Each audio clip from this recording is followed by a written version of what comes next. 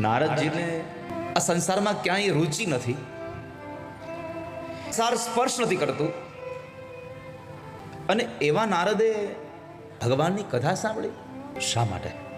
મજાનું એક વાક્ય છે, જે માણસ 4 વેદને વાંચી નાખે પણ જો ભગવાનનું નામ ન લે, ભગવાનના નામનું કીર્તન ન કરે, તો એ માણસને એ 4 વેદ મોક્ષ ન આપી શકે. नाम लिया उन सब लिया सभी शास्त्र का भेद, बिना नाम नरके गया पढ़ पढ़ चारो वेद. 4 વેદને વાંચે છતાં પણ એને મોક્ષ ન મળે. આ એવી કથા છે. એ કથા બ્રહ્મલોકમાં એની તુલના કરવામાં આવી એકવાર. એટલો મોટો સદગ્રંથ છે આ.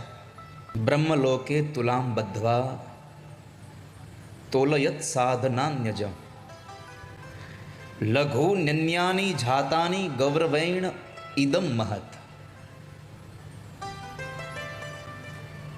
એક બાજુના ત્રાજવામાં બધા જ પ્રકારના ગ્રંથોને મૂક્યા. એક બાજુના ત્રાજવામાં, એક બાજુના પલ્લામાં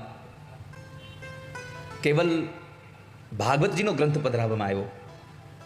તો ભાગવતજીમાં ભગવાન વ્યાસે લખ્યું, બ્રહ્મલોકે તુલામ બધ્વા તોલયત સાધનાન્યજઃ લઘુ નિન્યાની જાતાની ગૌરવૈણ ઇદમ મહત.